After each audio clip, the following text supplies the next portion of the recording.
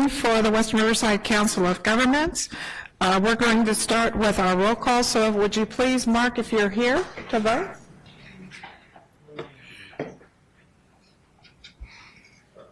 Wow. I guess none of us are here. Yeah. What happened? I love Janice.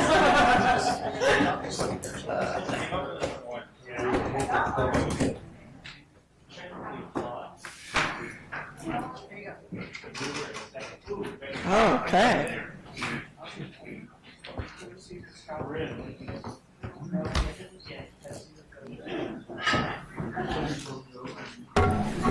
City of Canyon Lake.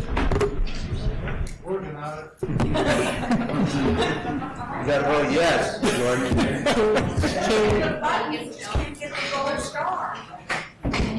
There you got it. Okay. With 19 here, we do have a quorum. So I'll now ask everyone to please stand, and Rita Rogers from the City of Paris will lead us in our pledge. Please join me as we salute our nation's flag. I pledge allegiance to the flag of the United States of America and to the republic for which it stands, one nation, under God, indivisible, with liberty and justice for all.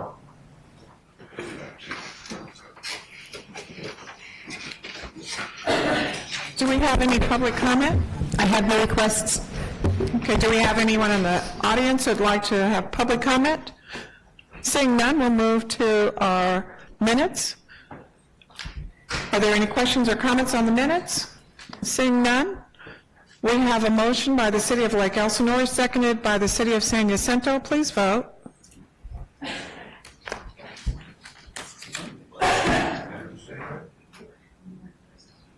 City of Canyon Lake, please vote. He's trying. Motion passed, 18 yes, 1 abstention. Madam Chair, may I clarify? Canyon Lake, did you mean to abstain, sir? wasn't here last night. Okay, thank you. Okay.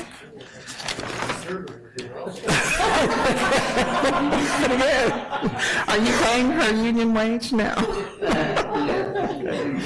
Next, we have our consent calendar with items 1 through M. Do we have any items to be pulled for discussion? Seeing none, we have a motion by the City of Wildomar, seconded by District 5. Please vote.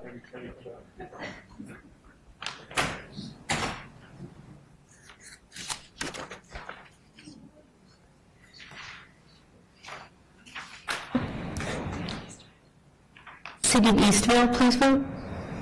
Thank you. Motion passed, 19 to something. Okay. Next, we'll go to reports and discussion. And the first one is nomination for our upcoming chair, vice chair, and second vice chair positions. Rick? Thank you. Thank you, Chair Franklin. I think, as most of you know, the WRCOG's Administration and Finance Committee also serves as a nominating committee for the positions of leadership for the WRCOG Executive Committee. And so, pursuant to our procedures, we did provide written notification asking if there were folks that were interested in the positions of WRCOG Chair, Vice Chair, and Second Vice Chair. We did receive some nominations that were forwarded to the Administration and Finance Committee. They met. Go to the next slide. Yeah, they met this past month, and they are forwarding the following slate of candidates to you for consideration. The Executive Committee does not actually name the leadership, but you would be making a recommendation to the General Assembly, and the full General Assembly at its meeting on June 21st would then take up the nominations and the recommendations from the Executive Committee. So as you see on the screen, the Administration and Finance Committee is recommending to you that you would forward a recommendation to the General Assembly. The positions, Chuck Washington, if you could go back a slide, Chuck Washington from the County of Riverside as Chair, Bonnie Wright from the City of Hemet as Vice Chair, and Laura Roten from the City of Parupa Valley as Second Vice Chair. And one thing I would like to add is that we try to look to make sure geographically we are spreading out our officers so that it's not coming from just one particular cluster of our region. Do we have any questions or comments? Supervisor Washington. Madam Chair, also, I would like to underscore, and I believe we adopted this policy a few years back, on some of the commissions or the COG, we've been alternating city, county, city, county. And I think we made a decision that because there are so many more cities, that, Rick, help me out here, was it we have 2 cities and then a county supervisor in 2 cities? Yeah, Sort of give the cities more of an opportunity. Yeah, and I think that the WRCOG, JPA, or bylaws do not actually require that it alternate between city and county, but that is the standard practice among a number of regional agencies. So the Administration and Finance Committee, in deference to the comments that you made, Supervisor Washington, have sort of leaned in a 2-to-1 kind of a ratio over time. And I don't think you're going to get an argument from any county supervisors against that policy. Okay, do we have, okay, City of Beaumont? Thank you. The Finance and Administration Committee is the committee that decided on this recommendation, correct? Correct. And did you have enough of the committee there at that time? I don't know if you had a quorum on that, and I don't know who's on the committee. Could you tell me who's on the committee? Sure. The committee consists of executive committee members. Some are put in place by virtue of their positions in WRCOG leadership. So essentially, the admin, I'll get you the list, but the admin committee... I did look it up on the website first. Sure. I didn't see it. So, okay. You know, I thought that would keep it from doing it openly. No problem. It should be on there. It's a combination of executive committee leadership, the past chair of the executive committee, and then 7 other members who are appointed by the executive committee chair. But they're all sitting executive committee members. And these are people that wanted to step forward, correct? Correct. And how many people did you have to choose from, do you know? This year, I think we had a total of 4 or 5 to choose from. So we did put a notification out to all of the elected officials in the jurisdictions and agencies that are members of WRCOG asking for nominations. Okay. And when did this message go out? I think the agenda says March 21st. I did send an email out. I don't know if it's in the staff report, but it was at least a few weeks prior to the meeting of the admin committee. I did scan my emails, so if somebody wants to double check, I didn't see it in there, but it might have given me a little bit more information than I'm asking you now. So I apologize if it did, but I didn't see it in my emails. So I'll check with staff afterwards to make sure that I get looped in, but I appreciate that. Sure, we'll do the same. We'll check that as well. All right, thank you. Yeah. Yeah, it does say that it went out on March the 27th. I checked. I didn't get anything right around that time, I don't think. And I will do a public apology if I'm wrong. But I did check because I was trying to eliminate the questions from this forum, and that's why I had to ask them now, so sorry. Okay. Any other comments? Seeing none, this is action to make the recommendation to the General Assembly. So, waiting on my screen. We have no movers. Okay, it's been moved by the City of Murrieta, seconded by Lake Elsinore. Please vote.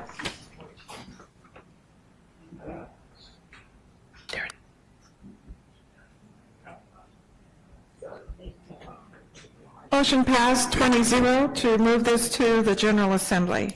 Next, we'll have a report from the League of California Cities. Aaron?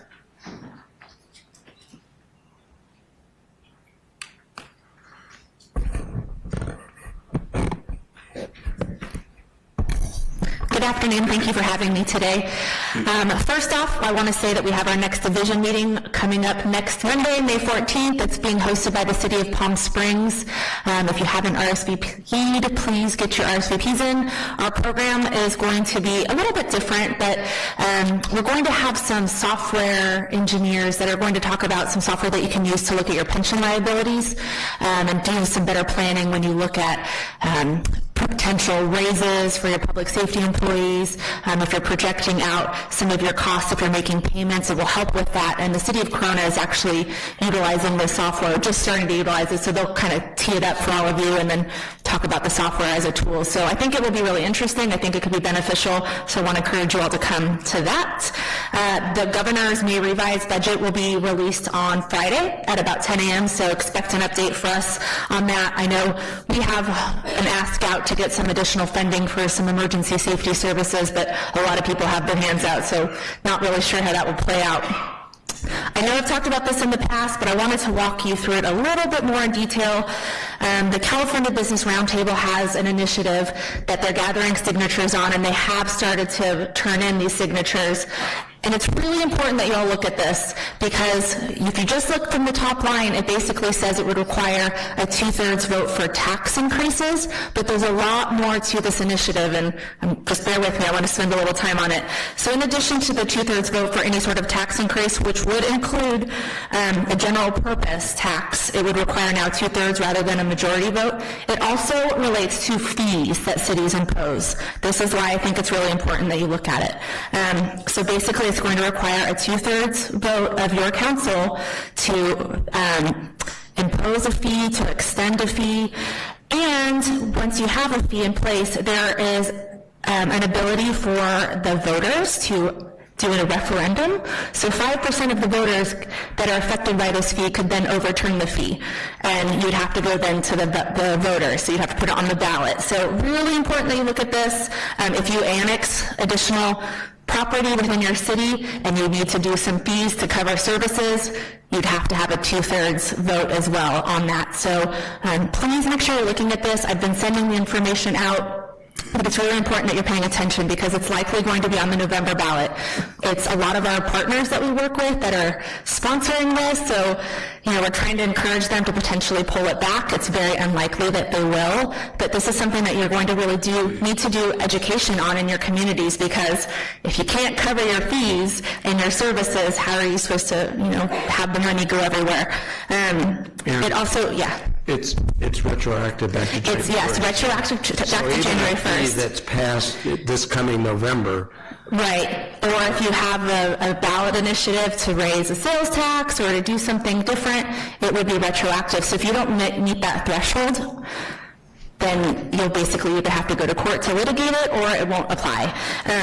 It also changes, I missed this, it changes from reasonable to actual costs for your fees. So what's been the past been a reasonable fee allocation now will have to be an actual. So you're going to have to figure out what your staff time is. So likely you're not going to be able to collect that fee on the front end. You'll have to then take a deposit or then maybe send a bill later to recoup your costs for whatever the fee is that you're imposing. So really important that you're paying attention to this. I can send it out again. I've sent it out many times, but please read it. That's my big ask. A couple other items. CalPERS is having their meeting next week, and one of the big bills that I've been talking to you about is AB 1912 that has to do with JPAs and shifting the liability to cities. It's looking like CalPERS is going to consider taking a support position on this bill next week. So what my big ask is to please reach out to CalPERS, send them a letter, make phone calls, and actually encourage them to either stay off of it or oppose, but do not support this bill. They do not want form letters, so we are not doing a sample letter for this one. It doesn't have to be long. It can be very brief, but just your cities all need to be on the record encouraging CalPERS to lay off this. It's really bad for us if they support this. It's already a bad, difficult battle, and it will just be that much harder. So AB 1912, tell CalPERS you oppose this week, because they're taking it up next week. A couple other bills I just wanted to bring up. I know I've talked about them in the past as well, but AB 2268 by Reyes has to do with inhabited annexations. This would restore funding and allow for cities that had inhabited annexations in the past. I know Temecula, many of our cities had them in the past, but we lost this funding back in 2011. It would restore the funding. So really want to make sure that we're supporting that. AB 2491 by Cooley is another one that's along these lines. Back in 2011, when we lost the funding for our 4 new cities and the annexations. We also lost the ability to really have funding to have future incorporations, so that this would restore that policy. So definitely want us to support that as well.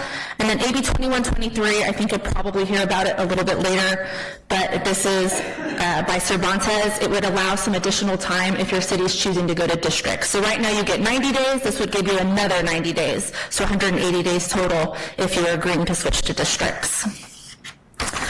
Two more items that I wanted to bring up. SB 831.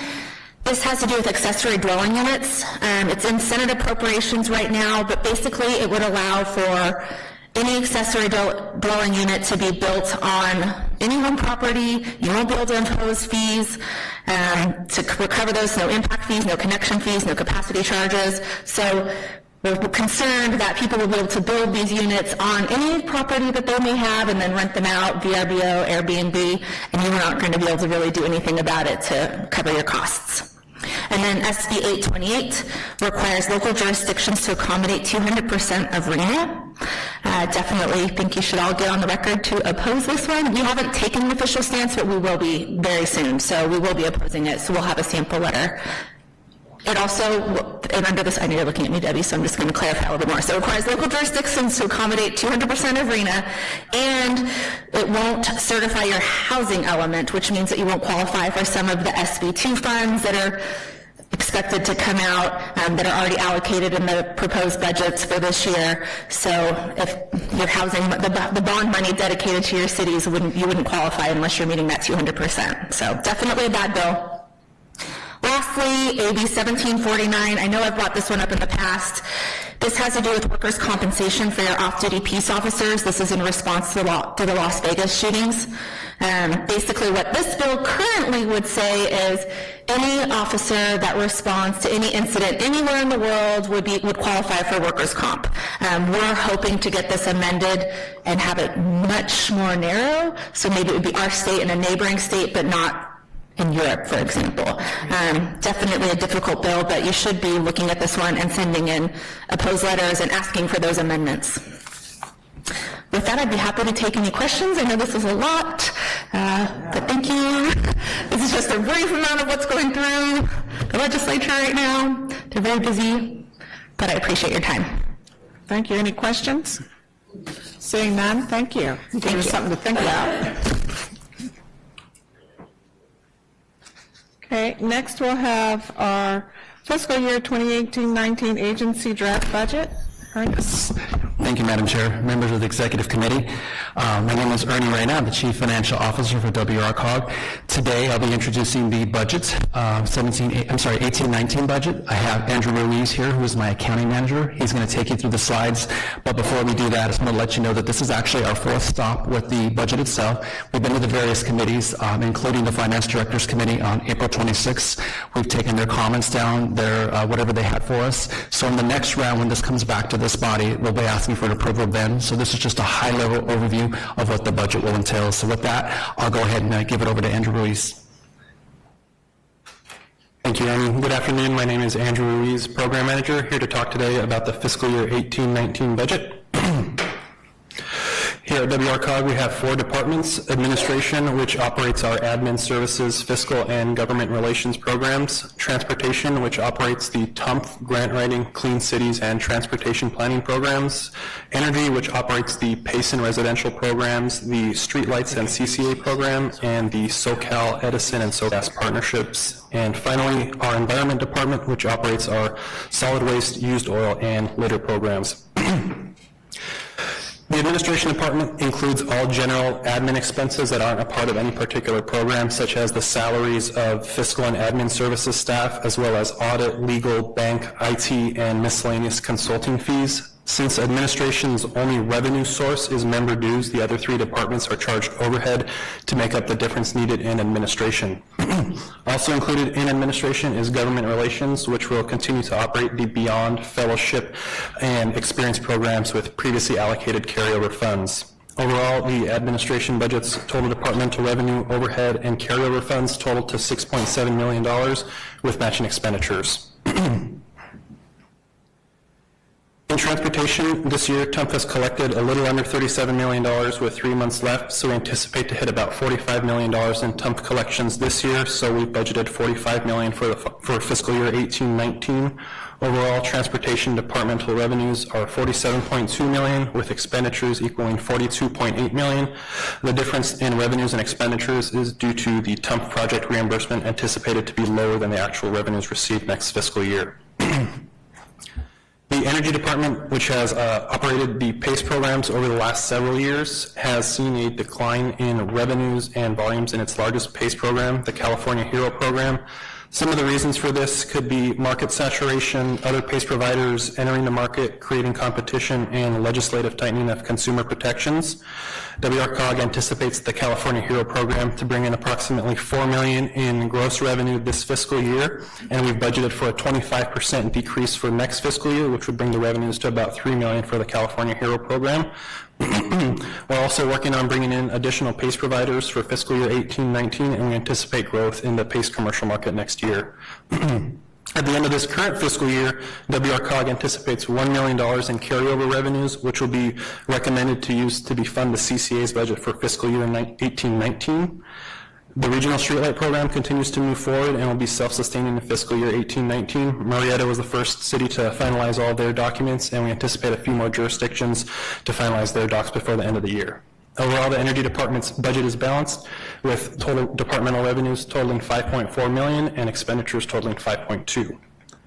And lastly, our Environment Department will continue to run its used oil, solid waste, and litter programs with total revenues at $368,000 with matching expenditures. Overall, WRCOG has a balanced budget of $60.3 million in revenue against $55.7 in expenditures.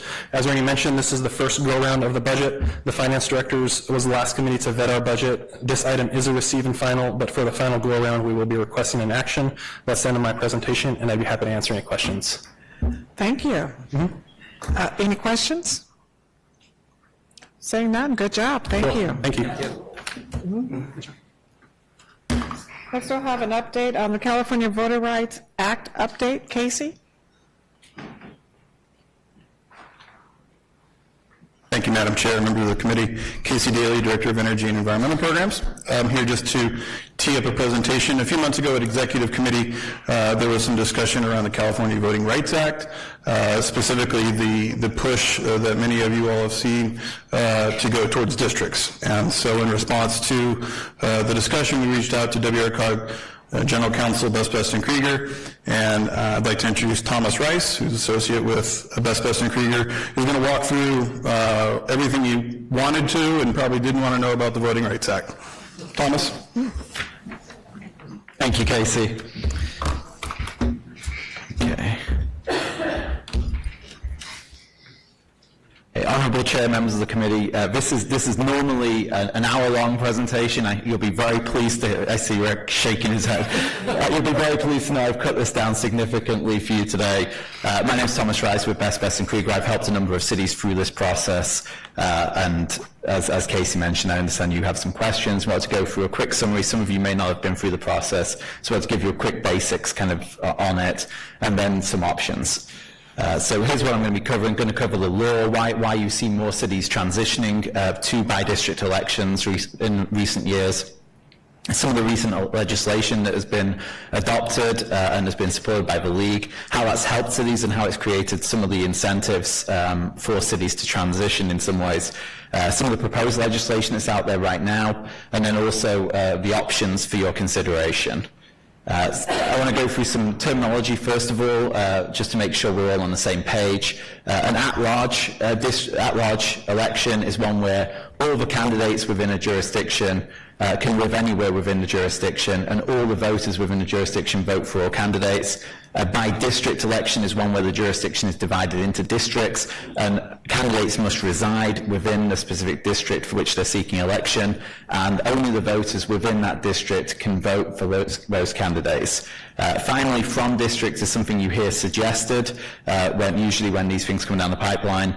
That's where the jurisdiction is divided into districts. The candidate must still reside within the district, but all voters from the jurisdiction vote for the district council members. That is considered an at-large system under the CVRA. So it is not an option under it. So let me go through the law quickly. Back in the 60s, the Congress adopted the Federal Voting Rights Act to codify the 15th Amendment's guarantees, and that was amended in 1982 to eliminate a requirement that previously existed that required the plaintiffs to prove intent to dilute the vote. So it made it a little bit easier under the Federal Voting Rights Act, but it's still a tricky law to prevail under. That's due to these 4 Supreme Court standards. You have to show that the protected class constitutes the majority within the district. You have to show that the protected class votes as a block. You have to show that voters outside the protected class also vote as a block against the members of the protected class. And finally, you have to show that the totality of the circumstances indicate that race is a factor in the elections. What that means is things like a history of racism within the district and racially biased policies. So it's a fairly difficult standard to meet. In early 2000s, California, in its wisdom, decided that it was too hard to meet and it wanted to force more agencies into by-district elections, so it adopted the California Voting Rights Act. And the bill analysis for that makes pretty clear that the bill would make it easier to successfully challenge at-large districts. And the key is it creates a private right of action, which is why you're seeing cities being sued under the California Voting Rights Act today. This is the general legal standard under the California Voting Rights Act. What it basically says is you can't impose an at-large election in a manner that impairs the ability of a protected class to elect candidates of its choice or to influence elections. A successful plaintiff under the CVRA gets attorney's fees. That's one of the reasons this has been particularly difficult for cities, because there's obviously large costs associated with losing one of these lawsuits. The key legal standard in a CVRA challenge is whether racially polarized voting has occurred. And that occurs where there's a difference between the candidates chosen or preferred by members of the minority group and the candidates preferred by members of the minority group. That's quite a difference from the federal standard. So I've brought up those federal standards again. You can see the California Voting Rights Act does not require you to prove that the protected class can constitute a majority of a district, and it does not require you to prove that the totality of circumstances indicates that race is a factor, though that last test is a factor when you're creating a remedy for a CVRA violation, but it is not a factor in deciding whether a violation has occurred. So the key here is CVRA is a fairly low bar. It's fairly easy to prevail under one of these challenges. So let's go through some of the key cases quickly. Back in 2006, the city of Modesto fought one of these cases. It went all the way to the Supreme Court of California, and which declined to review the appellate court's decision, which upheld the CVRA as constitutional. Modesto ended up paying $3 million to the opposing counsel in attorney's fees, in addition to paying something like $1.7 million in its own attorney's fees. Next big case is the City of Palmdale case. Interestingly, in this case, the trial court actually delayed certification. It had enjoined the certification of an election in response to the lawsuit. It lasted many years and ultimately went up to the Court of Appeal, which held that the CVRA applies to charter cities. Then the parties settled, and the city there paid $4.5 million in attorney's fees. So you can see some of these big numbers are the reasons why a lot of cities are understandably reluctant to take on this fight. More recent kind of cases and settlements. City of Highland decided to go take the matter to the voters. The voters rejected the challenge, and then the court ordered transition. And in that case, the court actually chose the plaintiff's map over the city's proposed map, which is quite an amazing feat if you think about it. And another reason motivating cities to move, because cities don't want to understand, as you all know, don't want to lose control of their own election system. City of Rancho Cucamonga went through 4 amended complaints recently over this, so you can see the kind of legal skirmishes that take place in this at the early stage, and explaining why these cases are expensive. Some of the notable settlement amounts are down there at the bottom: 1.1 million Anaheim, 1 million Whittier, 600,000 for Santa Barbara. Now on to some slightly good news. somewhat recent legislation. AB 493, this was adopted in October 2015. Here the state said we will allow cities, previously what the law was that cities had to go to a vote of the people before they could transition to a by-district system. That additional length of time made it really hard to fight one of these challenges that was coming in, really incentivized you to sell it because you didn't have an easy process to actually move to by-district elections. This allowed cities with a population of less than 100,000 people to go to pass an ordinance to change to by-district systems. A year later, SB 2220 was adopted that allows all cities to transition to by-district elections by an ordinance instead of having to go to a vote of the people. And there's still an open question of that as to whether that applies to charter cities. And then finally last year also, 2 years ago now, AB 350 was adopted. This set forth a fairly clear process for transition. It said before a plaintiff could file suit against the city, they had to send a notice. The city then had 45 days to adopt what's called a resolution of intention, saying, you got me, we're going to transition. Then the city has another 90 days to adopt an ordinance. During that 90-day period, they have to hold 2 public hearings before they draw maps. They have to draw the maps, and then they have to hold 2 public hearings on those maps, and then adopt an ordinance. So it's a lot of things to get done in 90 days. Finally, if they do all of that in the 90 days, the potential plaintiff gets to send them a letter at the end of it saying, please pay me up to $30,000. That amount is invariably $30,000. They don't ask for less, it would seem. So this creates some unfortunate incentives for cities. The CVRA, the case law and the settlement history there, and then also AB 350 creates sort of perverse incentives. Obviously there's a drive to settle these cases, there's a drive to avoid litigation because of the high price tag associated with some of these cases in the past, which is not necessarily to say that it will continue to be that way, but it's obviously a motivating factor. Then the AB 350 forces cities to try and rush this. They try to adopt districts within 90 days, which is a very tight timeline.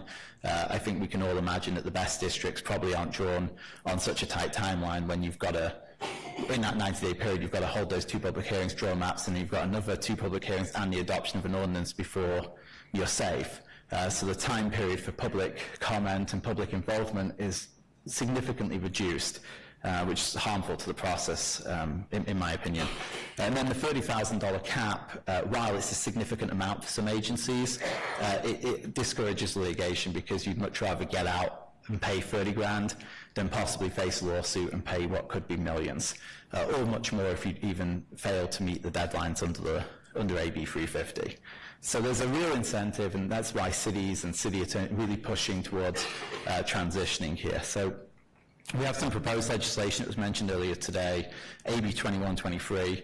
As Erin mentioned, it does to give you the potential to extend by another 90 days, that period of 90 days to transition. But there's an important catch in this, which is that you can only extend with agreement of the potential plaintiff, which is a significant limitation.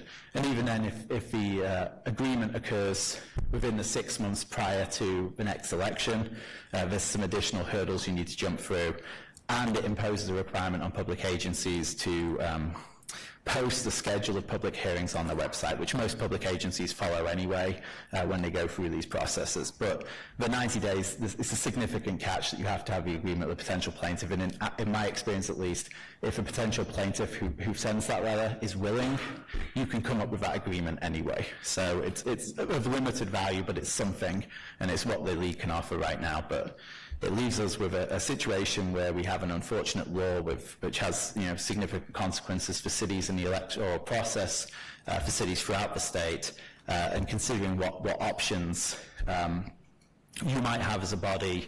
And so I've kind of come up with what I would say in advance of going through these. If any of them involve litigation, I'd strongly suggest you kind of recommend a closed session at a future meeting rather than discuss them openly here. But these are the options. You could file an amicus brief or somehow participate legally in one of the existing cases. There's a case down in San Diego County in the federal courts, Higginson v. Poway, that's going on now.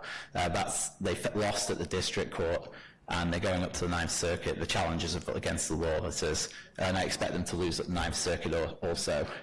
And so the next step there would be the U.S. Supreme Court after that. Another case going on right now is the City of Santa Monica is challenging this law. They have a motion for summary judgment hearing set for June 14th or 15th. So they've filed their motion and expecting to see opposition motions in the next week or so. One other option is you could financially support potentially an existing challenge, one of these cases as an alternative to a legal support for it. You could financially support a local challenge, identify a local city that you want to protect or you see as a particularly good example to fight the fight, and that's one option. And then proposed legislation, which I think is probably the best option we have, although from what I've seen, Sacramento has no appetite to really help cities on this, but I think if enough people speak up, maybe there's a way forward. And just some ideas here, we could limit the agencies subject to CVRA based on population, say agencies smaller than 50,000 wouldn't be subject to the CVRA, and I've seen some really outrageous cases where you've had cities with populations of 5,000 people had to transition, and the maps become really absurd. At one point, you could limit it based on demographics, require a demographic threshold before you can sue. You could limit by city type. You could try to reverse the Palmdale decision to give charter cities a break, for example. Reduction or elimination of a cap, the 30,000 cap, you could make it zero. The state could and say, hey, if you believe this, you can file this letter. If a city goes through, fine. If a city doesn't go through, you get to sue, but you don't get $30,000 for sending a letter. Or you get less than that. And then another alternative would be to provide more time, similar to the Cervantes bill, but not require an agreement, to say it's no longer 90 days, it's now 180 days. So that concludes my presentation. I'm sorry, it's probably longer than anybody wants, but I'm open for questions. Thank you. Thank you very much. We do have some questions. We'll start with the City of Corona, followed by the City of San Jacinto. Thank you. I was curious if any studies have been done as of yet of cities that have either been districts or were forced to go to districts, and how that has changed voting for the intent or not. Because Corona, this will be our first district election coming up in November, and it'll probably be the first time in 50 or 70 years there will not be a Latino on the council after forced to go onto districts. Thank you, committee member. I don't believe there have been any studies. I understand the Rose Institute, based out of Claremont, is analyzing that. I think they may have put out some sort of position paper that suggested that actually minority representation on councils has lowered since, in proportion to the demographics, since the adoption of the CVRA. And I know of some event, I think the city of Modesto, in fact, struggled to get council members following their transition to by-district elections. But I'm not aware of any solid studies. I think after the November 2018 election, we'll get a good sense of how it's impacted that. Thank you. City of San Jacinto? Hey, how are you? Good, thank you. You know, I'm adamantly opposed to this, and you know that. We've had that conversation, I think, once or twice, because we all know that it doesn't put the best candidate in the position of the city council. It puts your skin color over your ability to govern and legislate, and that's the wrong thing. But what I see is that this is a precursor to something even bigger. When do you think that this is going to affect a regional committee like this? We're all on regional committees. If they're affecting us at the city level, how long do you think before it's going to start affecting us? So they look at this dais and they go, we don't have enough next year. We think we need to change that, because that's the next step. You're going up the legislative branches here. So it's coming. Do you see that? And how do you think that will work out and affect us and whatnot? Thank you for the question, committee member. I don't see it happening right now. Obviously, it's the CVRA impacts elected bodies primarily, not appointed bodies, but it's not unforeseeable that there could be some. I don't see it happening right now. I should leave it there.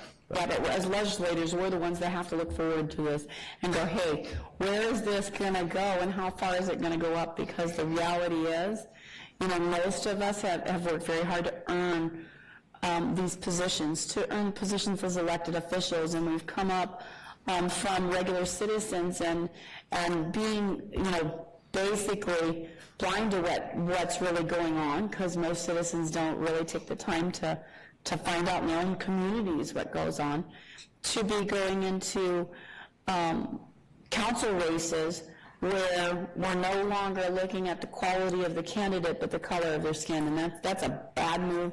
It's a bad move all the way around, and I just, God bless you for taking this on, but you know how I feel. Thank you. Okay, thank you. Next we'll have the City of Norco, followed by the City of Calamasa. So we're in the middle of this right now, as you all know. Thank you very much. I have to be really careful because we are in the middle of it right now. But it's just a couple of thoughts. One is we're kind of banded together with a bunch of cities that fortunately haven't yet had to make the move. It's an ever-changing landscape. One of the things we're looking at is lawyers' fees and how does one determine, but it's never been challenged. So there's a lot of cases out there where the lawyer actually doesn't follow through. One of the things that has resonated in our community, we've received several hundred people saying we shouldn't do this, is that we're denying 3/5 of our population the right to vote in the next election. People are quite upset about that. But I really appreciate your taking the time to do this. Thank you, Rick. I know I've been banging on this thing over here. I wish I could say more, but I have to be really careful. So thank you. Thank you. Next we'll have the City of Calamasa, followed by the City of Murrieta. Yes, so you basically said the City of Poway is taking on? It's not the City of Poway, it's a former mayor of the City of Poway, Don Higginson, who is suing the City of Poway, but the City of Poway is not the real defendant. The Attorney General is the real defendant. And he's challenging, claiming it's race-based, and claiming it violates the federal constitution because it is race-based. Part of the argument was disposed of at the state level in the Modesto case, which is why they're trying it in federal courts. Okay, so if it goes ahead and gets turned down, whatever, it could go, this one could go to the Supreme Court, right?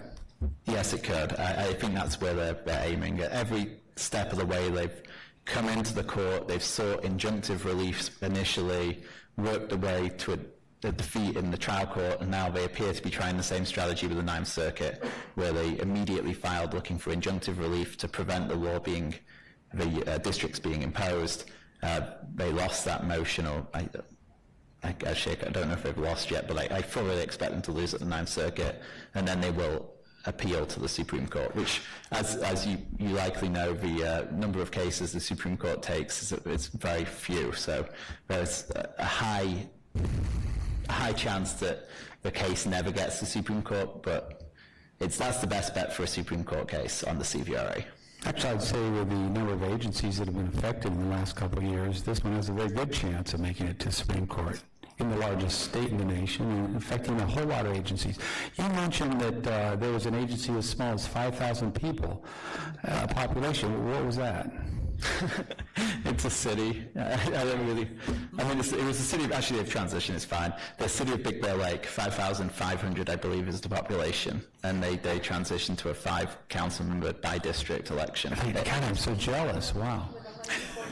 Wow, because I've always, thought that in City Calamasa, 8,000 people, if we put it in the districts, like I say, I can get most of my relatives to vote for me, and I'm city councilman for life.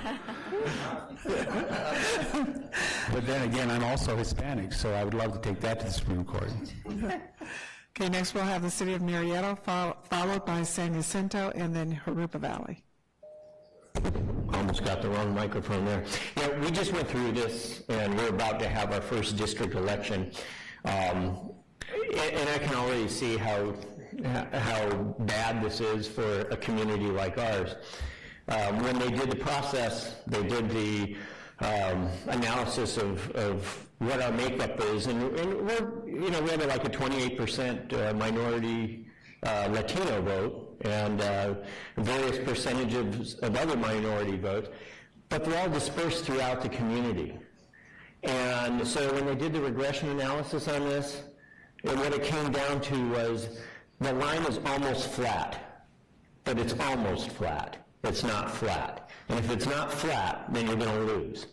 And so we wound up having to go through and do the district elections. And so we'll see how that pans out for us, but I'm not really excited about it. One of the comments you said is that cities were pushing towards this, like we want to do this. No. Okay, no. We're being extorted by an attorney to do this, and nobody up in Sacramento is helping us out. Yeah, make sure when you address bodies like this, you make it clear that we understand we're being extorted to do it, and we don't really appreciate it, and not because we don't like people telling us what to do. It's because ultimately it's not doing what it was supposed to do. It's actually diluting the possibility for a lot of people, some of whom might be minorities, to be involved in the process.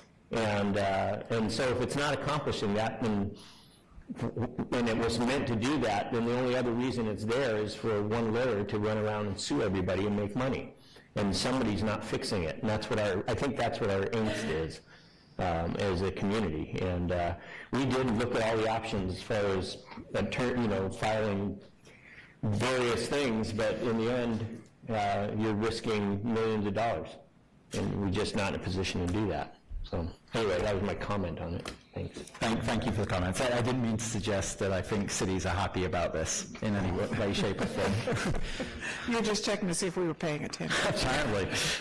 Okay, next we'll have Temecula. So thank you. Really the key here is the fact that when the California Voting Rights Act, it basically adopted the U.S. Voting Rights Act, but it eliminated the two clauses that allow us any type of argument. So really, there is no argument that we can present that can prove that a protected class has been denied an election. By removing those two clauses, really, it removes every argument that you can think of, because trust me, we thought of every argument. We've always had a diverse council. Like all the other cities, our population is spread evenly. We don't care what color our neighbors are, they're our neighbors. So there really is only one remedy for this, and that's for this United States Supreme Court to rule that the CVRA is unconstitutional. And that is going to be a very rare occurrence. Currently, you have only one entity, and it's a very small entity that is fighting this at the federal level that will take it all the way to the Supreme Court. So at some point, if they lose, at some point the Supreme Court would not hear it again. In other words, we've put all our eggs in one basket. We have to rely on the Poway case to carry all the way through to the Supreme Court and be successful. So we need to watch that very carefully. And for those of us who have already been forced to go into districts and we're outside the time limit when even something that we say could trigger a lawsuit, maybe we can file an amicus brief on behalf of that Poway case. But so many voters in California have been disenfranchised by this rule. How many of you already voted your cities voted to stay as a city at large, to only be overturned and say, no, we don't care what your voters think, you must divide into districts. So that's where we have to fight it, the one case that's headed to the Supreme Court. And if they pass the Ninth Circuit, it'll be a miracle. Okay, thank you. We have San Jacinto, and then we'll ask for anybody who's in favor of this. We all know how lousy districting is and redistricting, and it seems that it's all for political motivations to move it one way or the other. How many states are doing this? I have to confess, I don't know how many states have their own Voting Rights Act. Maybe you can get back to me on that, because this is very important for us to know how many states are actually doing this, because to me, what we're doing is we're silencing the majority, and all for 3 lawyers to make money, and whoever is helping them up north. It's really sad to see that we've come to this, that they don't care about our community, they don't care about what our citizens think. It's just about their almighty dollar. So thank you. Get back to me on that. Okay, I don't see anyone else in the queue. Any going once, going twice? Thank you very much. Thank you. Appreciate your presentation. Next, we'll have proposed new TUMP policy for TUMP calculations, and this is a receive and file, so we're not voting, but we're listening.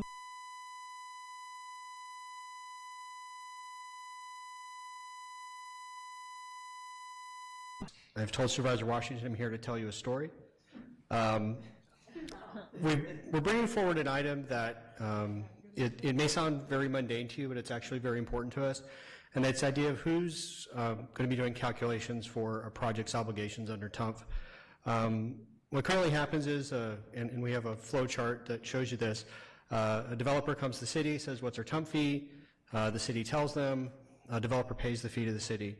The problem we've had is, over time, over the history of the program, there have been a number of instances in which TUMP maybe was unclear, or the jurisdiction didn't calculate the TUMP, or a jurisdiction thought that a project was exempt maybe when it was not, or TUMP was not owed when TUMP was owed, or vice versa. And so what happens is that there's a financial impact on the program, there's an impact on the jurisdiction. Sometimes this issue is discovered months after the project's paid its fees, sometimes it's years. And that then causes a lot of trouble between the developer and the city.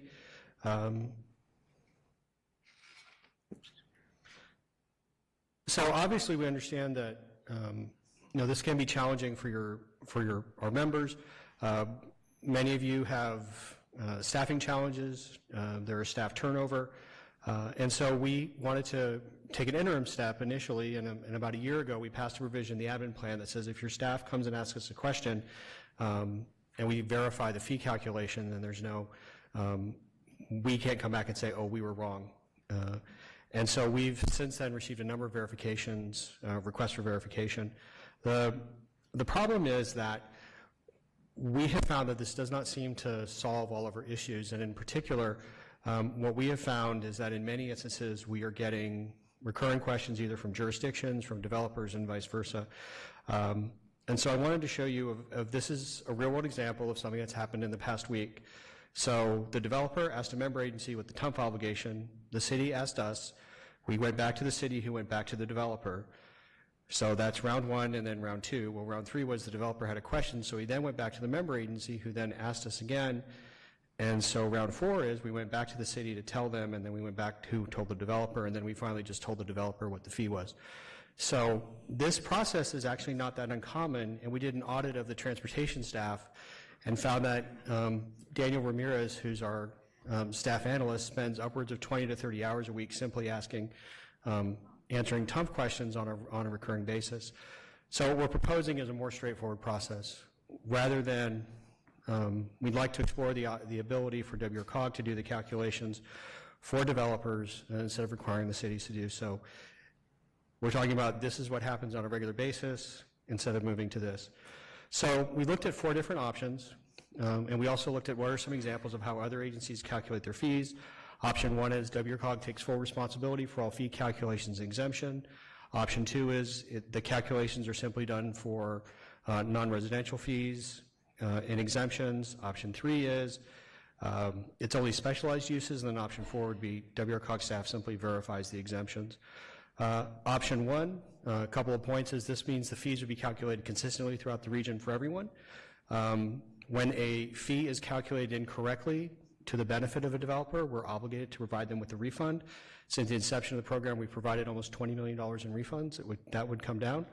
And we've also had some unfortunate disputes with our members over exemptions, particularly related to development agreements, other things, and that would eliminate that from happening in the future. It would also reduce the burden for your agencies to provide information to us during our review and audit process. The second option would be exactly the same as first, except we just wouldn't do it for residential projects, and the reason why is residential fees are often very straightforward. They don't require the same level of discretion sometimes as non-residential. Third option would be we would only do this for specialized uses. There's a number of uses in our fee calculation handbook: wineries, high-cube warehouses, golf courses, assisted living facilities, the others. We've had a number of instances in the past 6 months where gas station fees were calculated incorrectly, and when you calculate the TUMP on a gas station, it's about a $100,000 difference. And then finally, one option would be to simply focus this effort on exemptions. Exemptions are anything, for example, affordable housing is exempt from TUMP, churches are exempt from TUMP, folks that have development agreements meeting certain criteria are exempt from TUMP, and so the idea is we'd shift the responsibility of that directly to WRCOG. So we want to provide you a simple overview of the options. One of the options with issues with number one is at the time we did the presentation, we didn't necessarily have the staff resources to do this. We've recently hired a new staff person that Rick will introduce, so we believe that right now we actually do have the staff resources to do option one if we moved in that direction. And so our recommendation at this time is to consider option one. In terms of the process, we brought this item initially to the Public Works directors. They asked some questions and asked us to bring it back. We presented this as an item to our city managers, and we're bringing this to you as an informational item.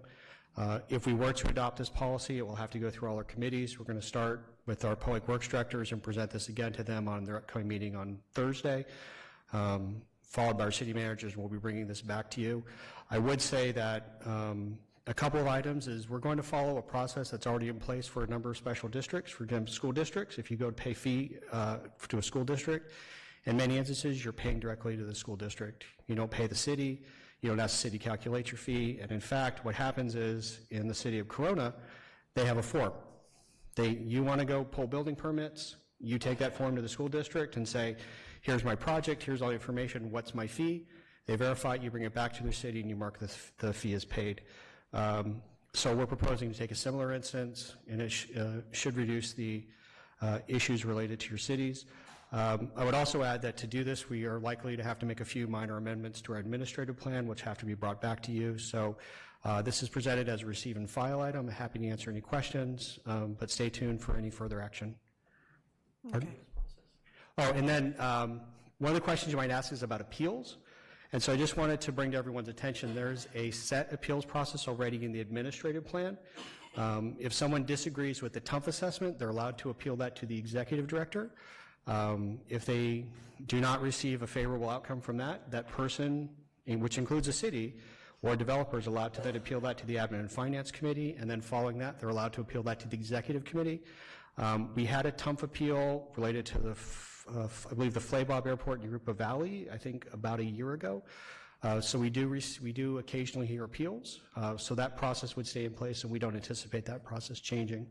So Madam Chairman, with that, this is a receive and file item. I'm happy to answer any questions you may have. Okay, we don't have any questions showing.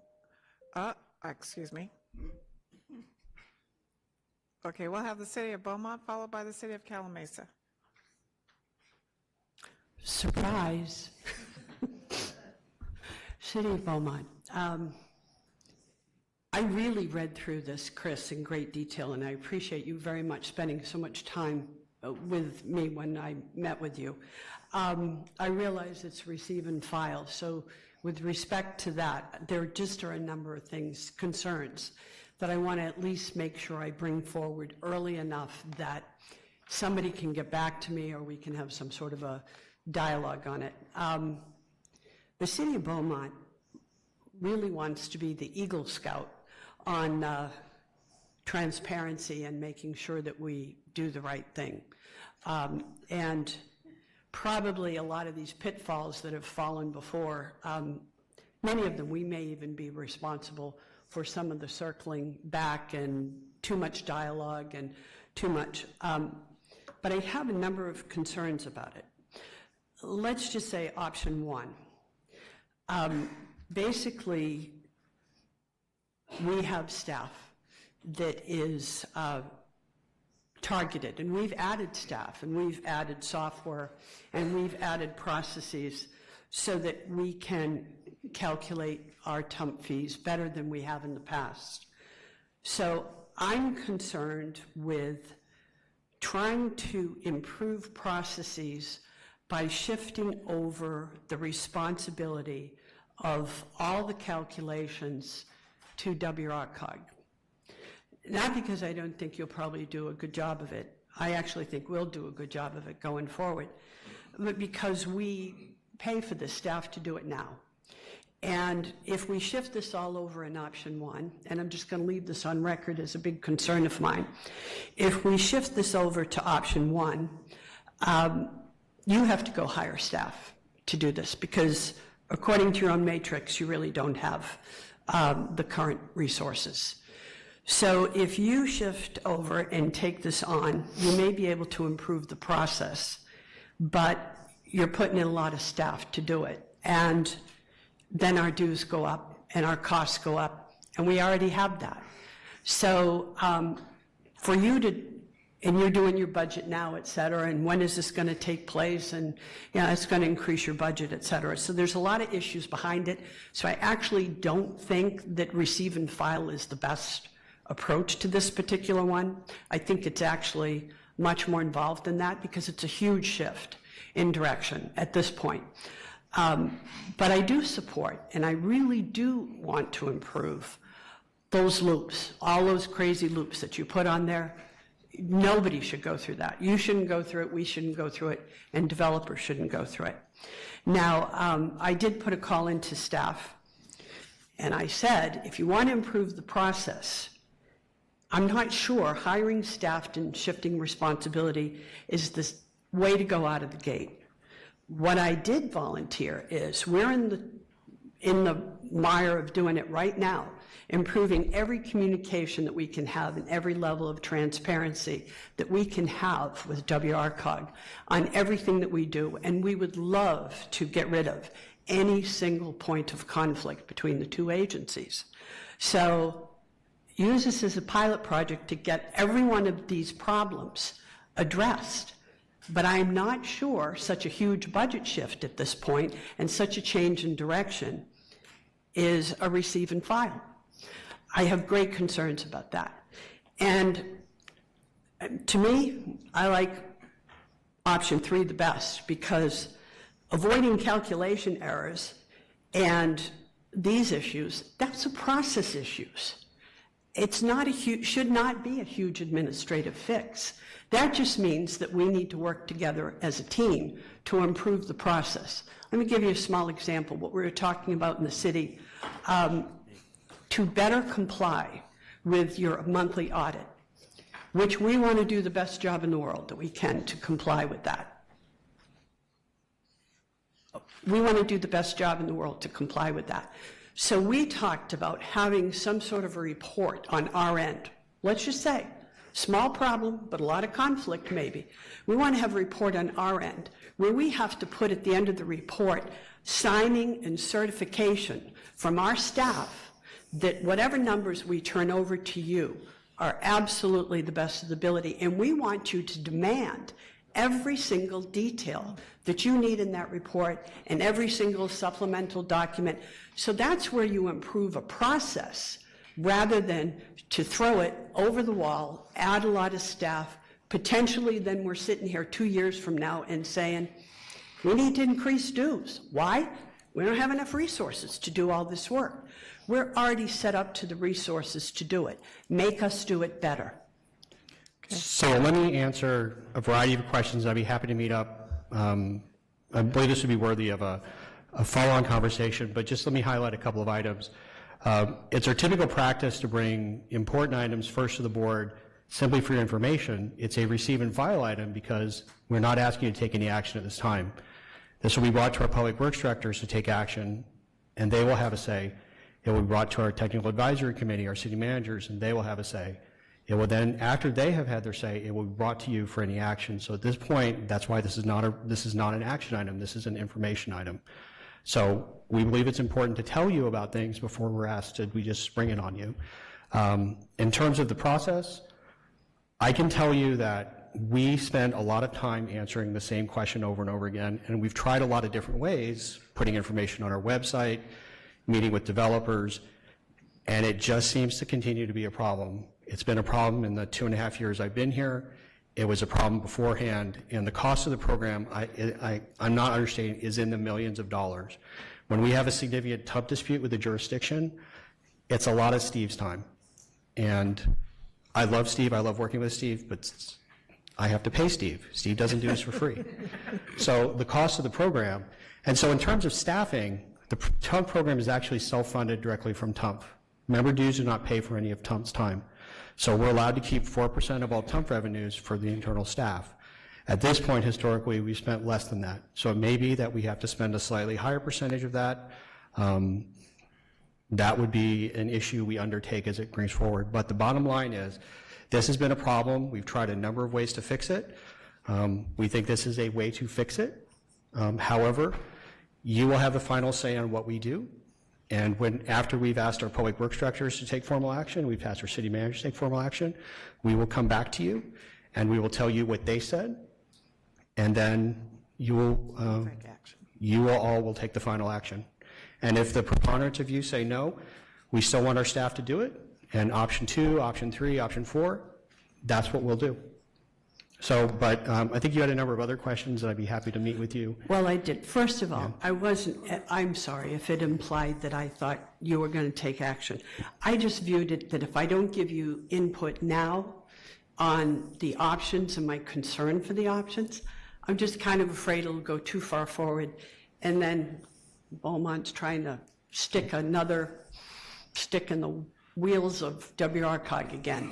So it's more supportive of me, I feel, if I bring it like right now, so that you get a chance to consider what I say and then talk with me later or whatever it is that's necessary to go over it. But I didn't want to let it pass with that. And I felt that it was important enough that I shared my concerns early on. Okay. So thank you. And I'll just add that the reason why this also is received and file item is to give you all an opportunity to express your concerns as we bring them forward, because we don't want to embark down a path that any of you, or if there are significant concerns, we want to hear about it now.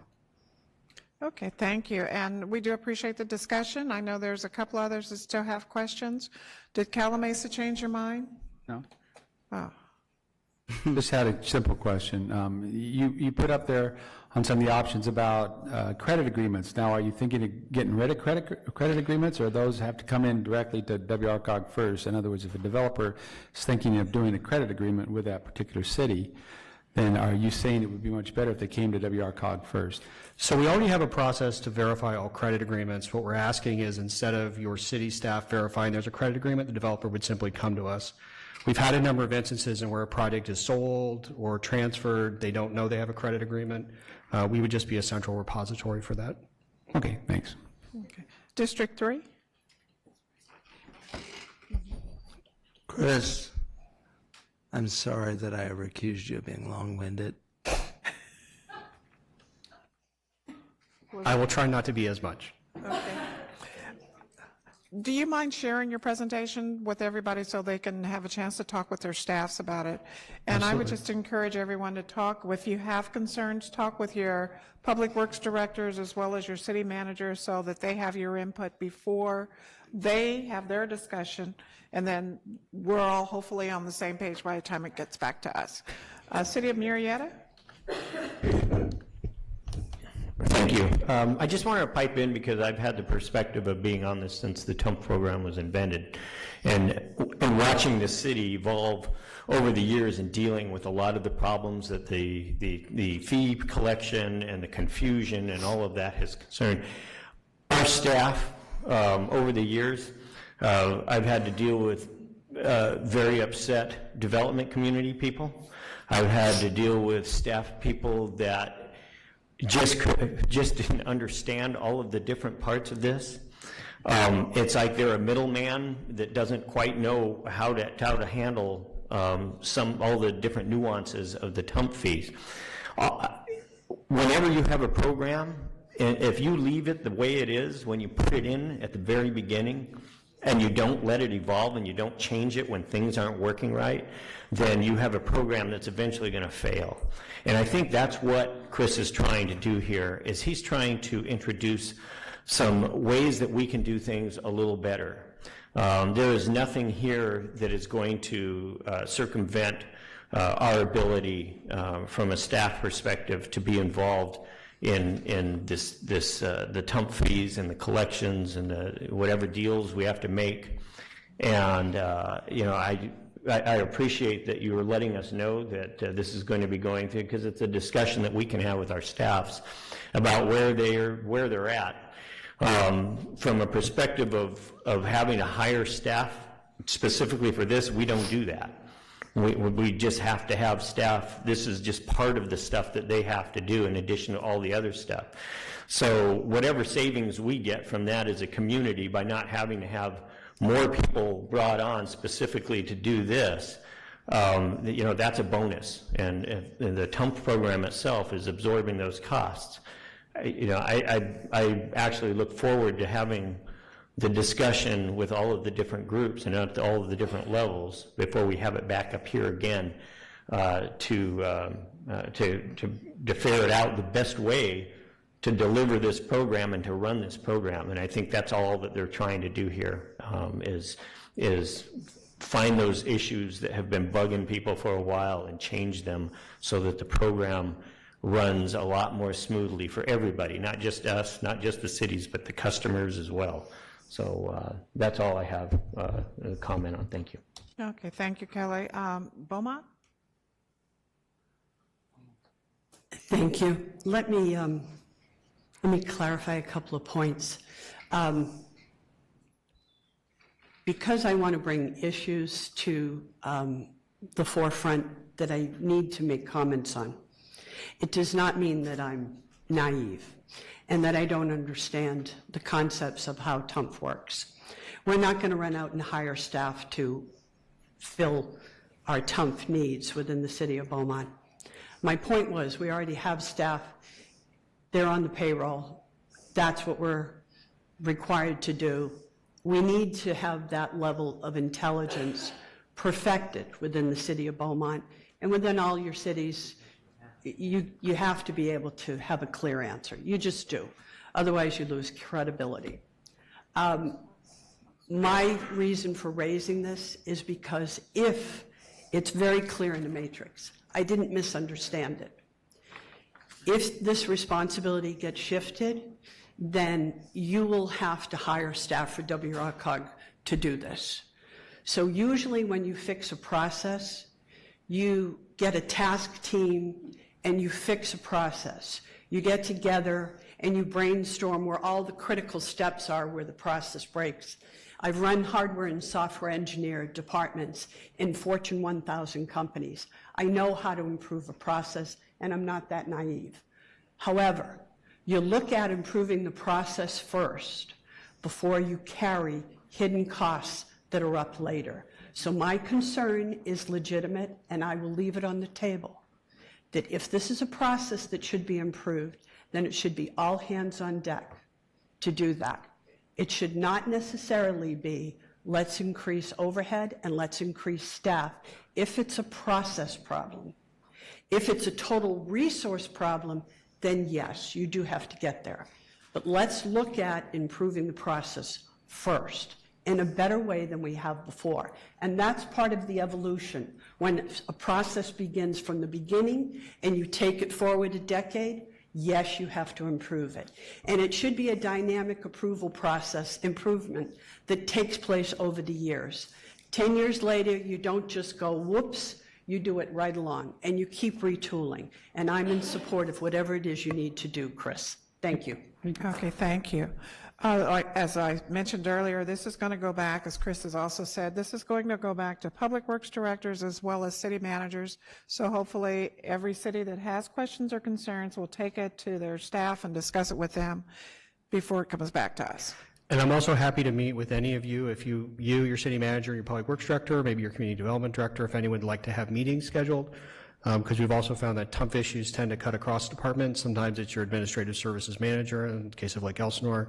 In case of Murrieta, there's an assistant city manager who has oversight of TUMP issues. So if there is anyone you would like to have sit in on that meeting, we're happy to arrange that as well. And then just, we didn't talk about timeline, but we anticipate this is likely a 2 to 3 month process to vet this all out, especially because of summer holidays. So I didn't want to spring this on anyone as well. So that's the timeline that we're looking for. Okay, thank you very much, and you're going to make sure everybody gets your presentation right. Absolutely. Okay, thank you. Now we'll go to, we don't have our tech committee chair here, so we'll go to report from committee representatives. We'll start with our SCAG, Council and Policy Committee representatives. Many of you know that there was a SCAG General Assembly this past week, And first, I'm going to ask the City of Paris to tell us what award they got.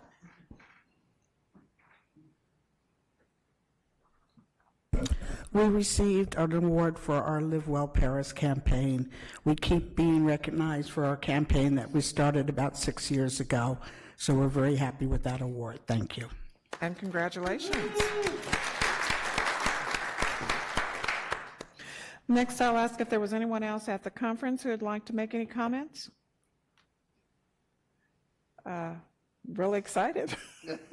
I will say there were over 900 people attending the conference. A lot was shared in regards to using data to help our land use and zoning issues, and there's a lot of information that's available online from SCAG if you want to see any of the clips from it. And transportation, yes.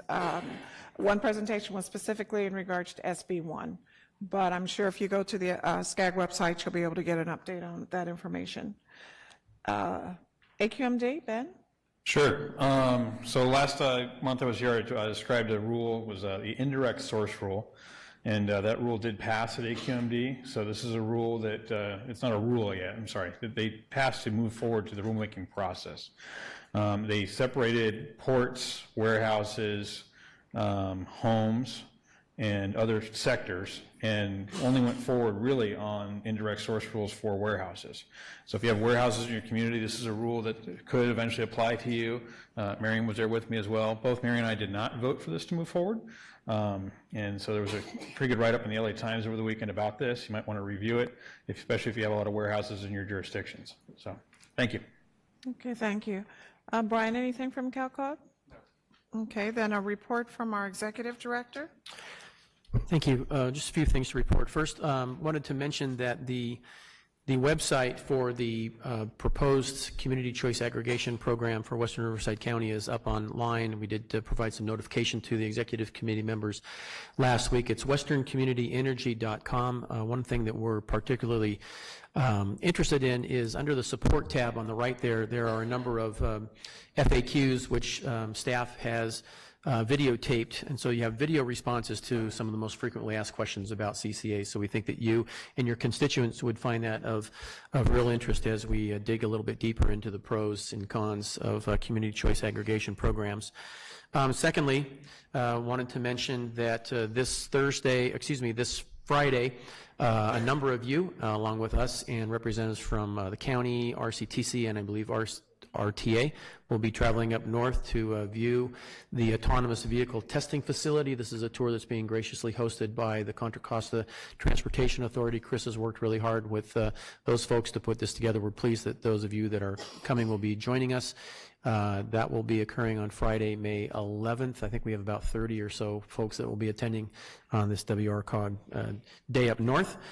Third, just again, another mention, our General Assembly and Leadership Address is scheduled for June 21st at Morongo. Steve Forbes is our featured speaker. We're acquiring our sponsorships very quickly.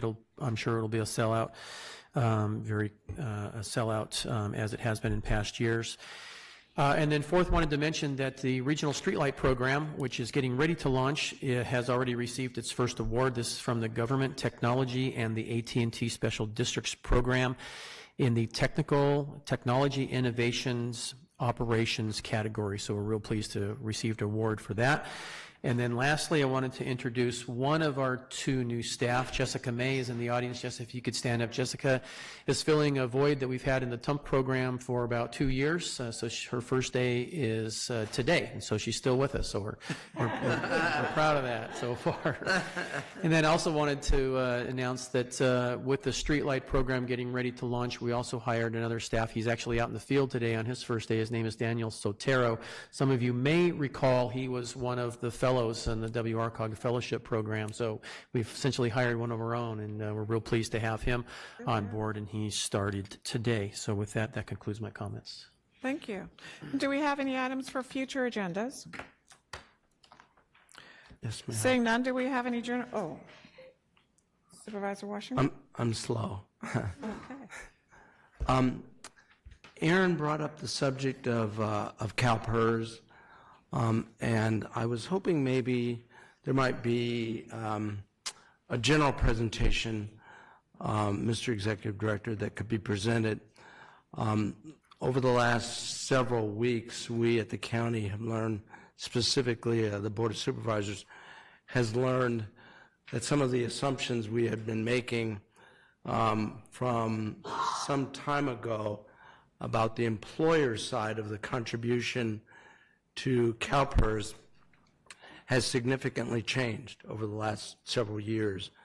And the percentages that are required for both the safety folks under CalPERS as well as the other employees has gone up significantly, in a couple of cases more than threefold. And I think it would be a good presentation to have just sort of every city is going to be in a different situation, but a general education presentation about what's going on with CalPERS, how the rates are calculated, some things that CalPERS is thinking about changing, and how that will impact us in our liability as it relates to pensions for our employees. Okay. Any other suggestions? Thank you. Okay, any general announcements? Lake Elsinore? Yes. So the race is already been run. Thank you. So I want to thank Temecula for hosting the reality rally. And I also want to thank the cities of Menifee, Temecula, the 3rd District, the city of Wildomar, and Murrieta. Did you guys show up? No, I didn't. You did? No. You did show up. You had a team. And they announced the team for Wildomar. So we actually had a good turnout. And so, again, it was a good race. It was a fun time. And Lake Elsinore won again. So that was only the 7th. It was only the 7th Point of order, time. Ms. I just want to say Chairperson. that. It was only the 7th time, so. I'd like to thank you for making the race so competitive and such a draw that all of our hotels were full, our restaurants were overflowing with all the visitors, and the car rental places were completely sold out. So we love it. Keep coming back. Thank you, Madam Chair. Do we have any other announcements? Seeing none, then we'll stand adjourned until our next meeting, which is Monday, June the 4th. Thank you, everyone.